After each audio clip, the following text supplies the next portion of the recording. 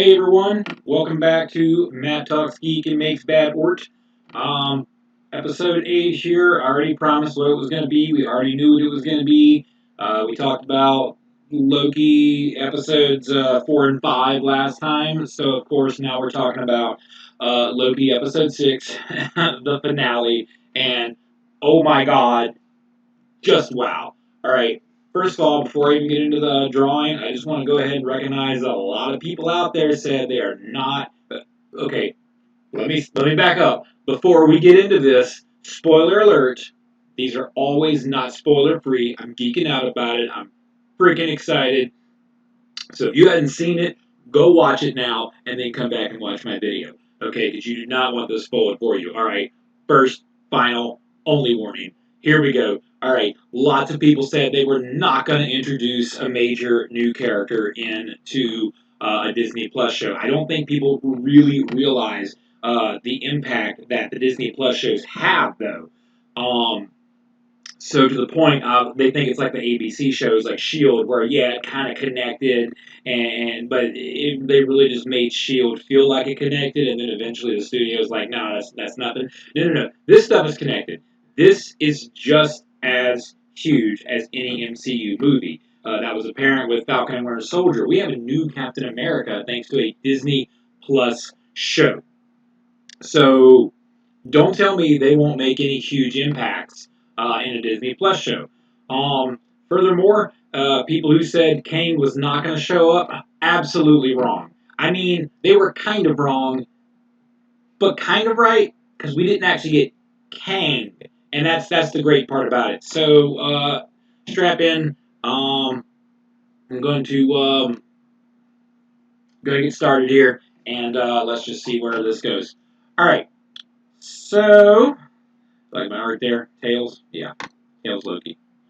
All right, so we start the episode. Obviously, a lot of high hopes.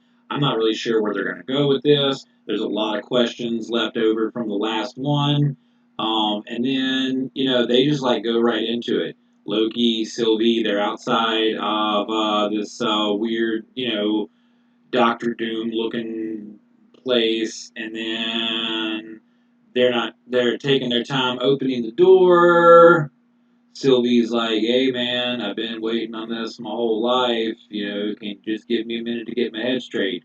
Um, they get in. It's just this empty, ruined-looking, just temple-like place. And then all of a sudden, bam! There's Miss Minutes, and it's like, good God, what the heck? She comes in, offers them the ability to live um, a life outside of well, I guess not technically outside, offers them a chance to live their own timelines where everything goes right for them and it won't mess up the grand scheme of the um, of the sacred timeline. And of course, you can see in their eyes, both Loki and Sylvie are initially taken by the idea. But ultimately, neither of them fall for it. Sylvie straight says it's fiction, and and you're like, yeah, all right, yeah, don't sell yourself short. You got this far. You freaking got past Goliath for crying out loud. Um, so they get into they learn from her that from Miss Minutes that the place they're in is just literally called the Citadel, um, and it is where he who remains resides. It's like, oh man, that's ominous, isn't it? Right. And then they finally get past Miss Minutes because they're like, no, we're gonna take our chance with free will. She says, good luck with that, yada yada. And with that, she's gone. And then a door opens, and there stands Jonathan Majors, which we all know is confirmed to play Kang in Quantum Mania. So it's like, oh my god, they're really doing it. They're really bringing him in Loki. Except it's not really Kang, but a variant that did not become a conqueror, as he explains. Um, Sophie, of course, is trying to kill him this whole time. He's like, nah, man, I know what's going to happen. You're here because I made it so, and which is definitely something she doesn't want to hear. Um, but he explains the whole purpose behind the TVA, behind all the deception, and you realize he's not really a villain at all. What he did was horrific to a lot of innocent timelines that had no hand in the cataclysmic events, but you can't fault him for his reasoning. You see, because he goes into explain the whole, there's more of me, and you're just like, okay, yeah, here we are. He definitely gives Kane's origin. So if anyone was in doubt that that's who we're dealing with, man of the 31st century discovered that there were other universes, and it's probably one of the coolest moments in the Marvel MCU. I think the last time I got chills like that was when we saw Thanos look out from behind the throne at the end of the first Avengers, and you were like, "Oh my God, we're gonna get an on-screen Thanos," and now it's like we're gonna get on-screen Kang, um, real deal, and the real you get to see the real character progression here of Loki because he knows him. Like he tells Sylvie, when Sylvie says this man's a liar, he says, I'm a liar, and I don't think he's lying. And she should have really believed him, but I understand that was the whole purpose. Loki, the show wasn't about Sylvie's journey, into redemption. The show is about Loki's journey into redemption, and she didn't have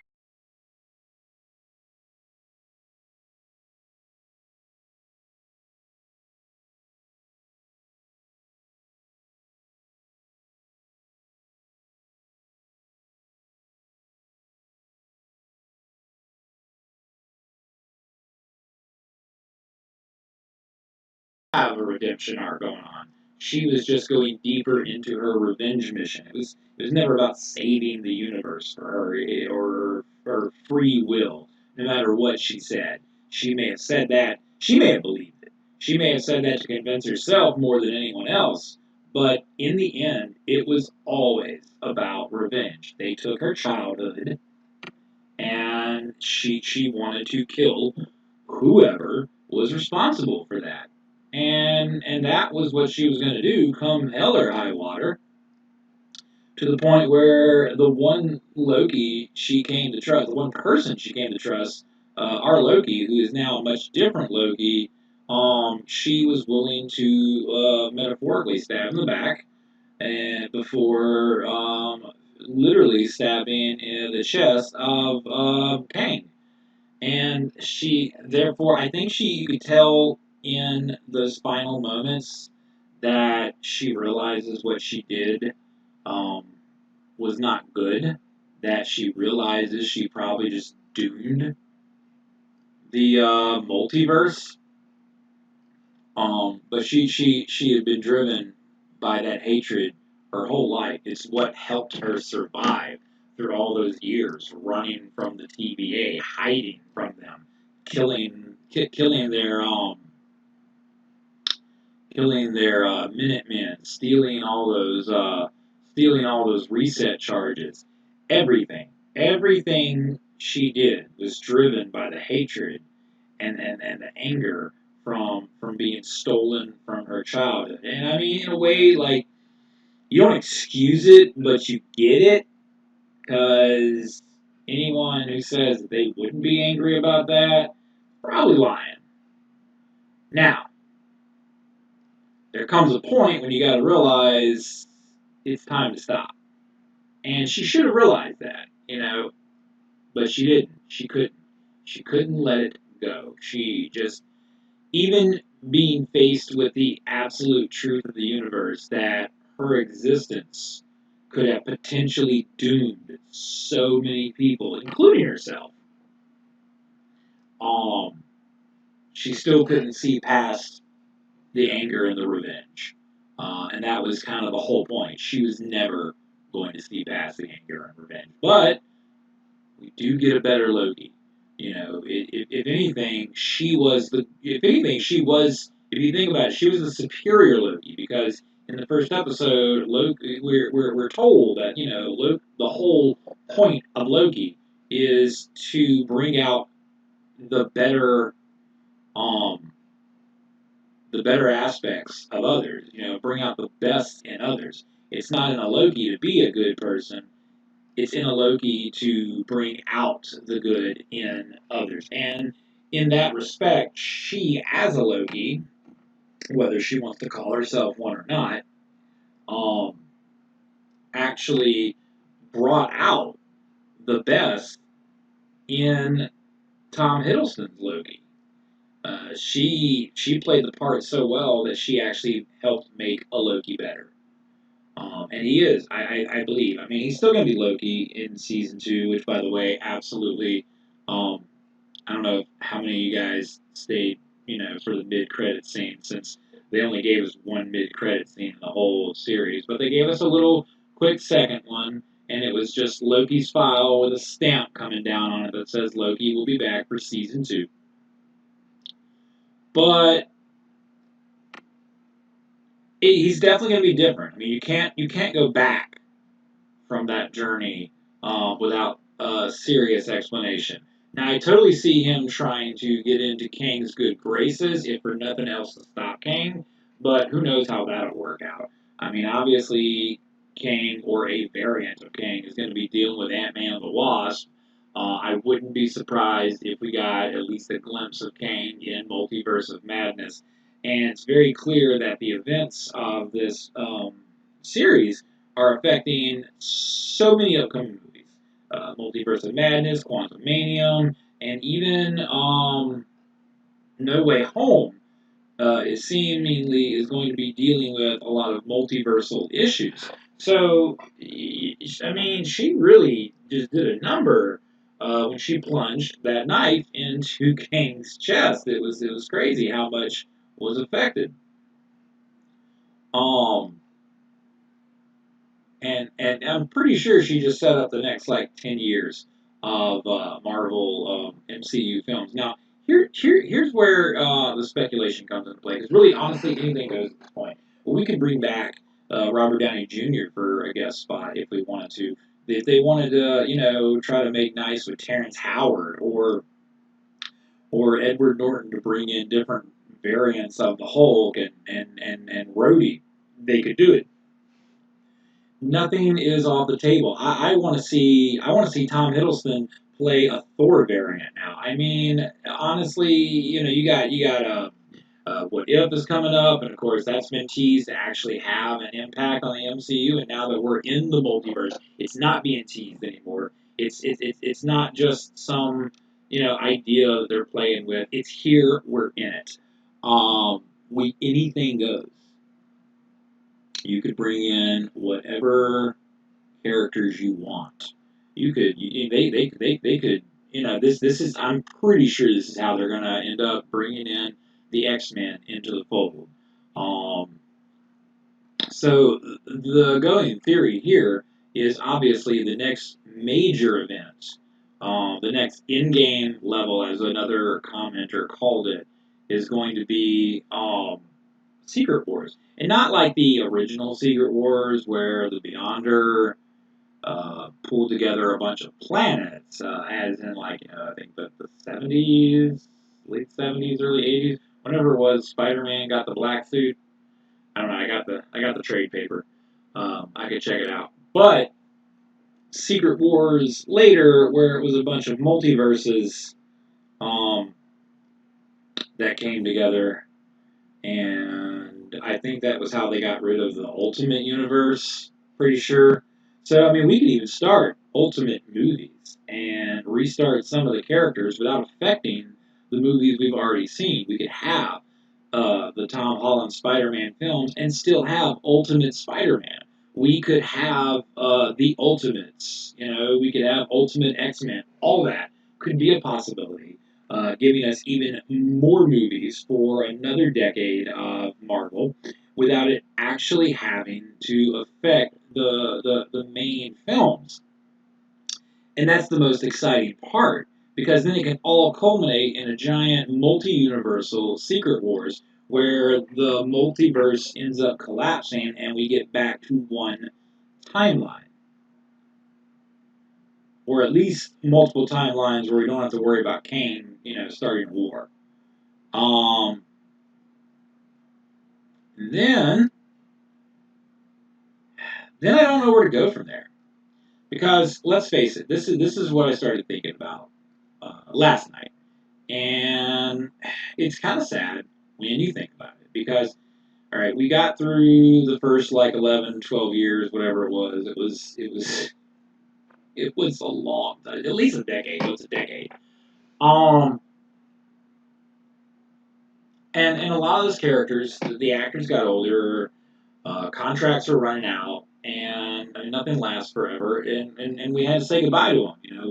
We watched Iron Man die, and I don't really know how much more Mark Ruffalo's Hulk is going to be useful, unless they're going to let him heal. If, you know, I don't know what they're going to do with the multiverse there. I mean, we could bring in Maestro if we wanted to. We could, they could finally bring in Joe Fixit. Um, but eventually, these people are going to be too old.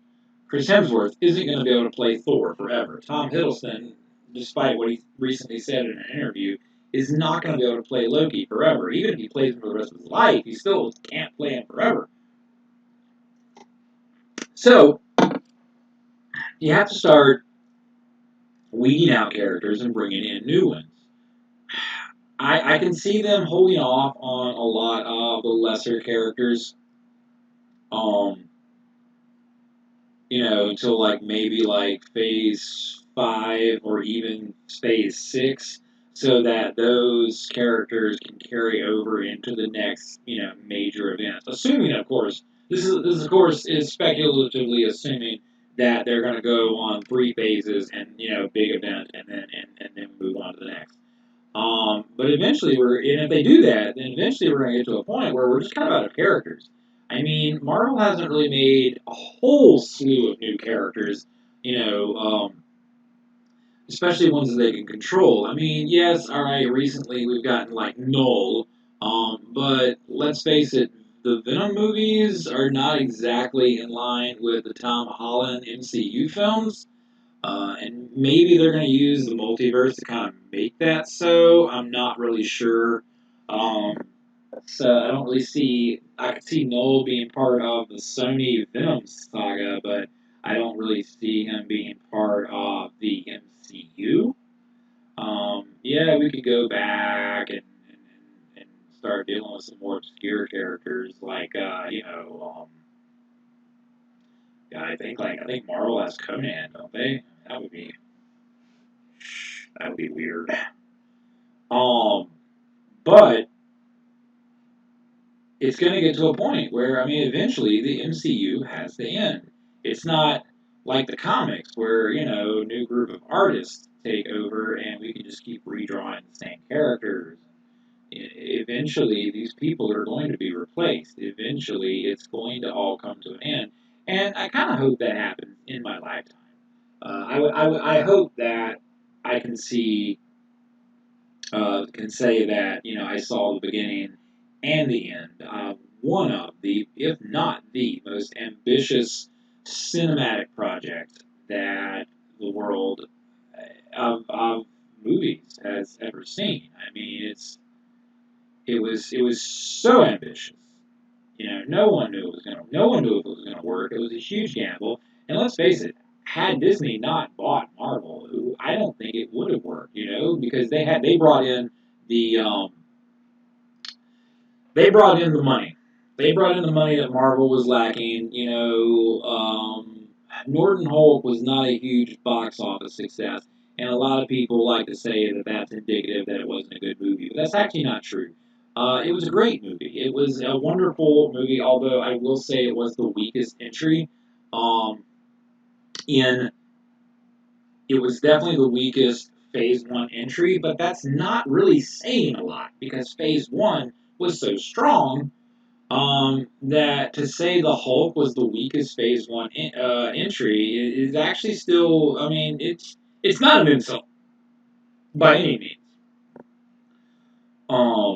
But I think people were just still kind of burned from the last Hulk movie, Hulk '03, Ang Lee with the cartoony Hulk and terrible acting.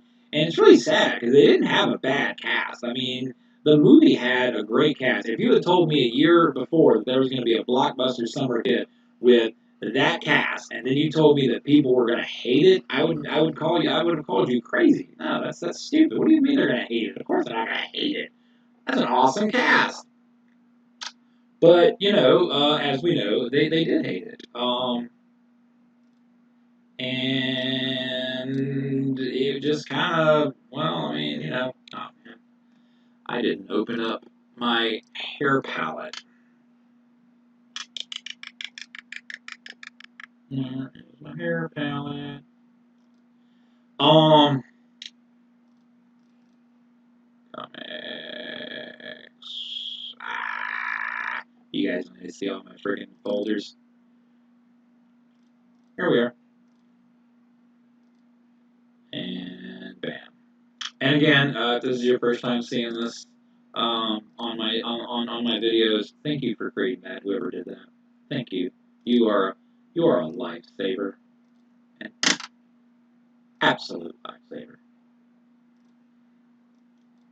So anyway, um, you know, I think really and truly that was what killed that movie for a lot of people was that they had Hulk.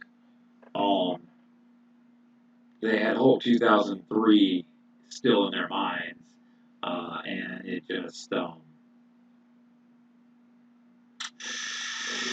don't know, man. I mean, it was kind of a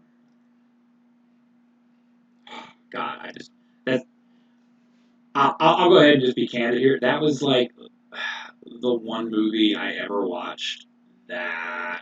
I'm gonna get rid of that shady. I'm just gonna do flats here. That was like the one movie I watched where I wanted my money back. Like legit, I wanted my money back. I was so angry. And the funny part is, you want to know the funny part? I didn't even pay to see the film. I did not pay to see the film. It was a free ticket that I got from buying the GameCube game, which I actually ended up, I think, returning because the game was also just absolutely terrible. Ended up returning the GameCube game, and I bought the Matrix, Enter the Matrix for the PC. Which, by the way, I used to hear a lot of the Matrix, Enter the Matrix, get a lot of hate from people saying it was a crap game. I always wondered where that came from, because the PC version was awesome. It wasn't until I found a old version of an old copy of the PlayStation 2 version that I found out why everybody was talking crap about that game. PlayStation 2 version was crap. Oh, buggy, just terrible. I know Tails has red shoes, but he's Loki Tails now, so we're just gonna go with that. So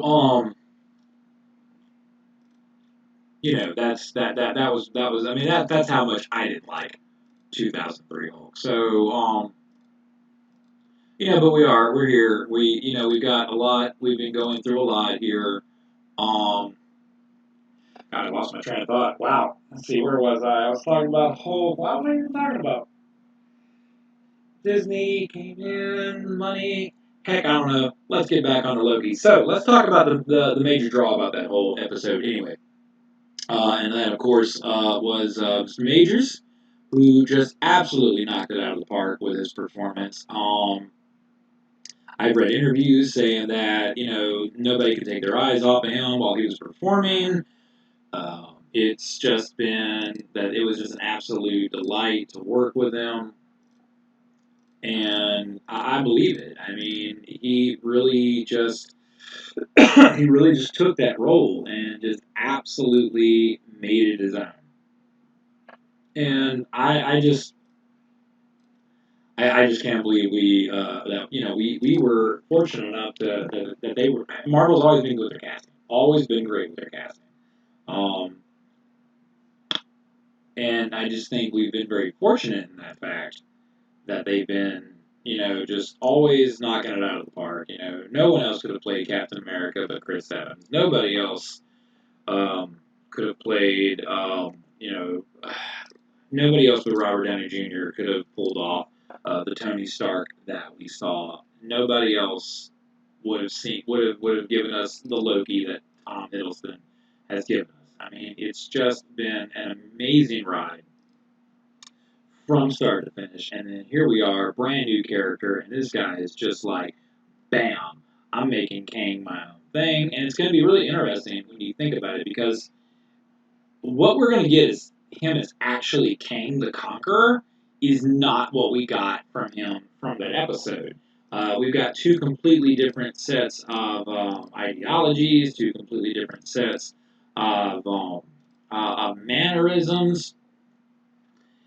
The whole idea that he goes from playing this guy who made great sacrifices in order to um, preserve the timeline in a way that prevented his worst selves from coming about.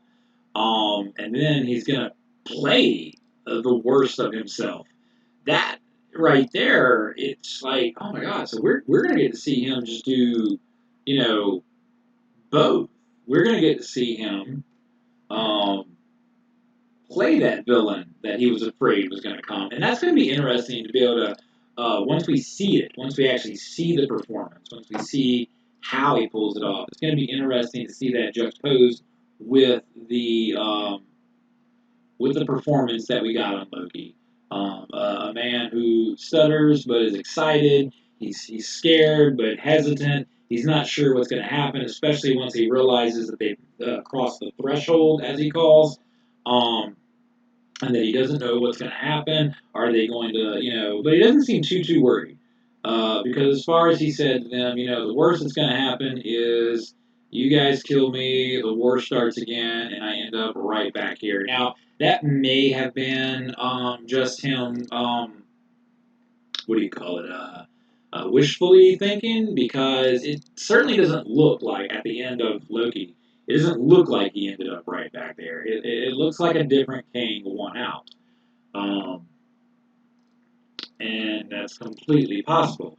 But we also, there's a huge question about why the outcome was different. And that big question is, where did Miss Minutes send Judge Renslayer? That's the one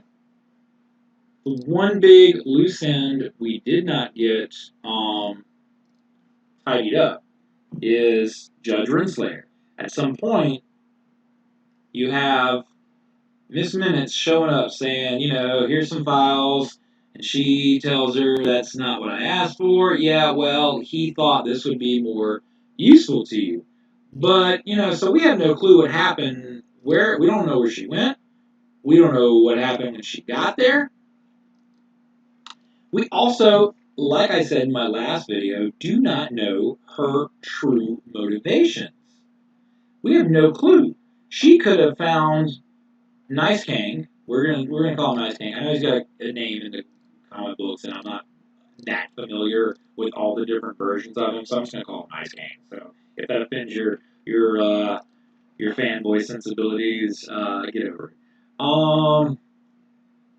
And we have no clue what her motivations are. We know that there in the comics there is an on again, off again relationship uh, with Kang and different versions of Kang. We know that she has been a villain.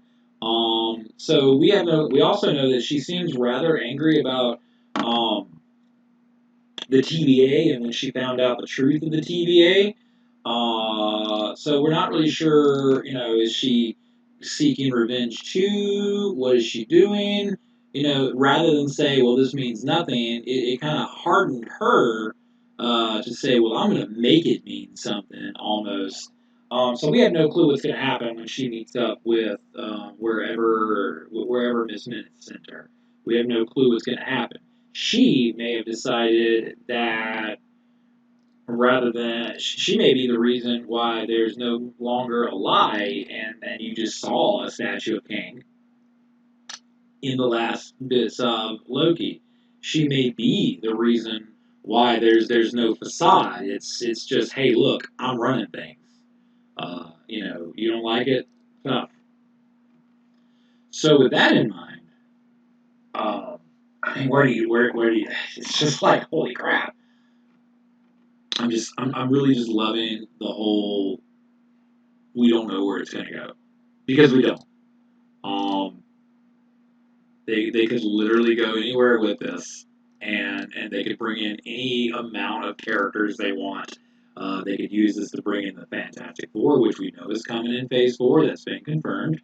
They could use it to bring in the mutants, which, if you ask me, I think they should, in my opinion, they should do the mutants in a Disney Plus show because I think X Men works better as a serialized show than as a movie. Frankly, I also think that Fantastic Four would work better as a serialized show than an actual movie. But let's see what MCU can do with it. I mean, the last two film outings. I mean, don't get me wrong. I actually liked the.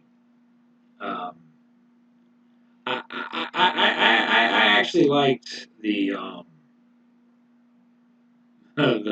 Chris Evans um, Fantastic Four. I enjoyed those. They weren't really comic accurate to any by any means, but they were fun. They were fun films, and they didn't horrendously destroy the characters like Fantastic did.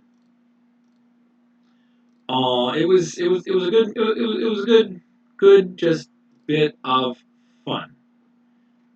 And I don't know, man. I kind of wish they would have done more. I understand a lot of fans were not happy about the Galactus, but if you actually read some interviews, that was just simply um, like an obscuring shield that Galactus was supposed to actually come and be Galactus.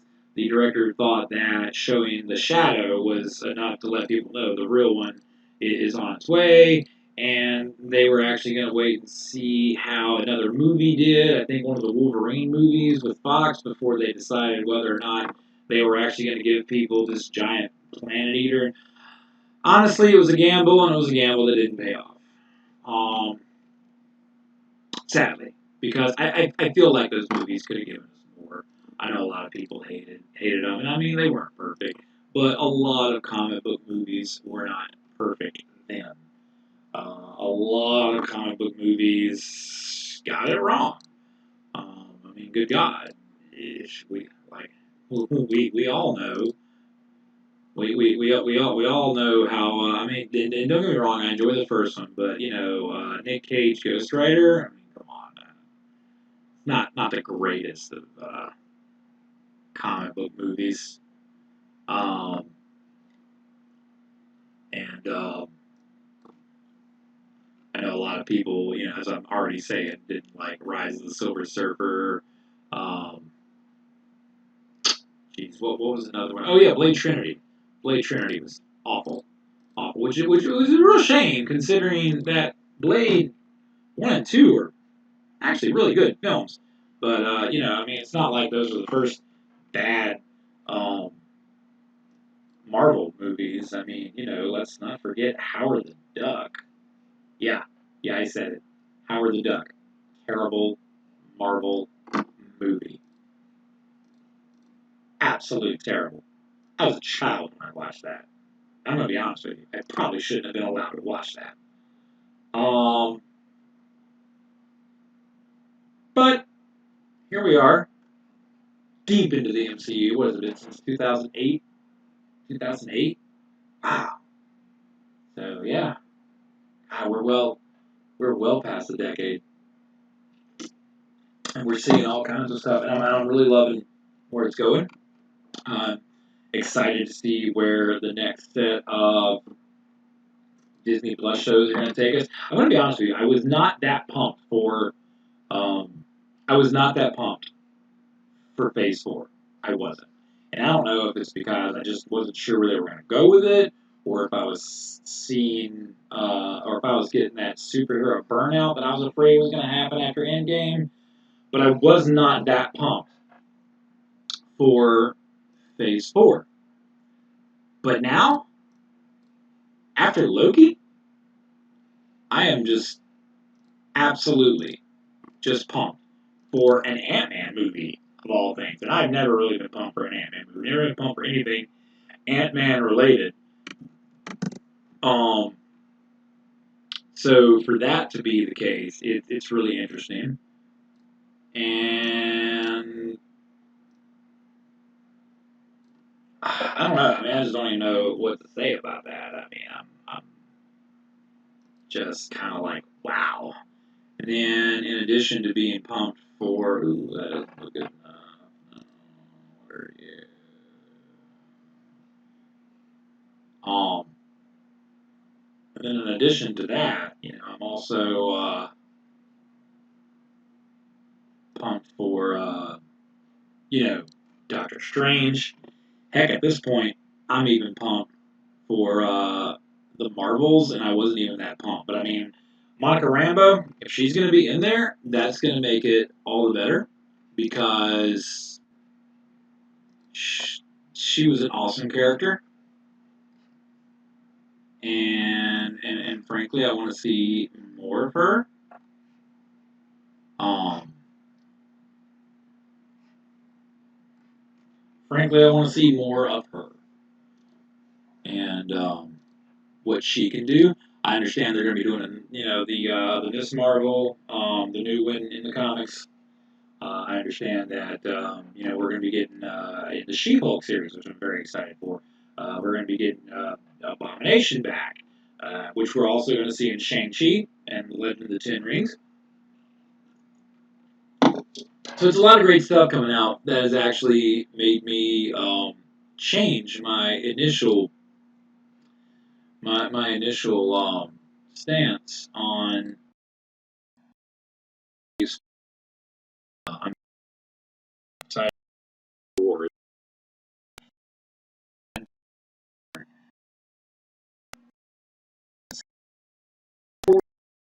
whatever.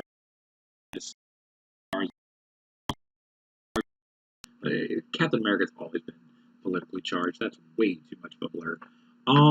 Captain America's always been politically charged. So I mean, don't give me that bull crap.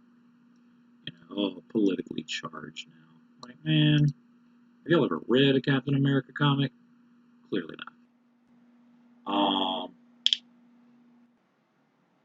So having said that, I mean, I think I've geeked out enough today. If you've watched it, you understand my position. If you haven't watched it and you watched this first instead, shame on you. But luckily, I didn't really just do a blow by blow for the entire episode. I still pretty much said everything that's going to matter. Regardless, though, I hope you guys enjoyed the show as much as I did. Glorious. Whoop, whoop.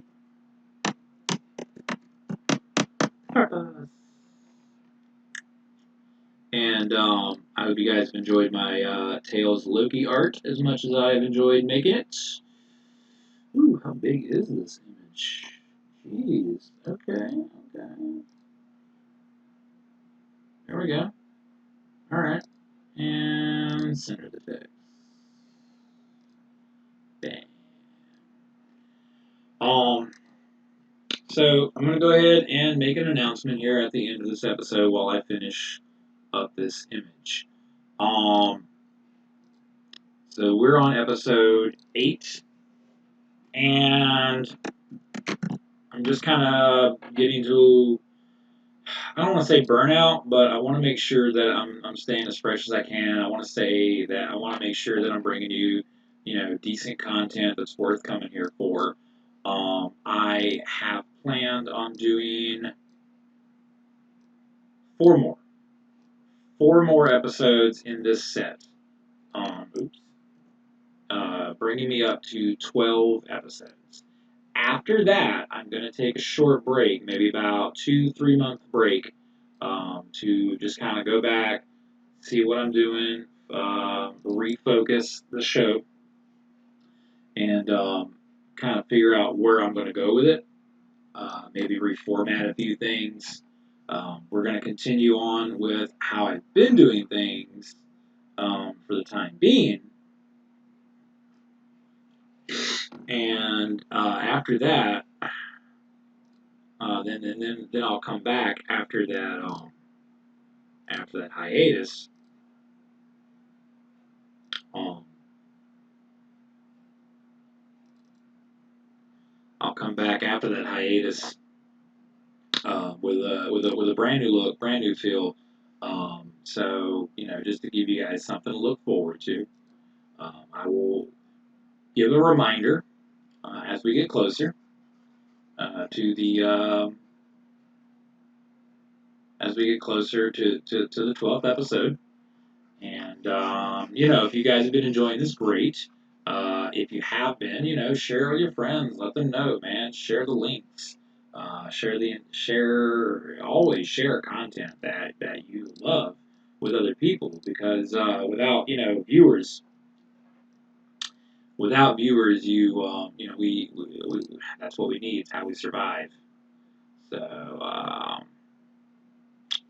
where is Bam? All right. So there is Loki Tales. I'm actually actually kind of pleased with that one. I really enjoyed this one.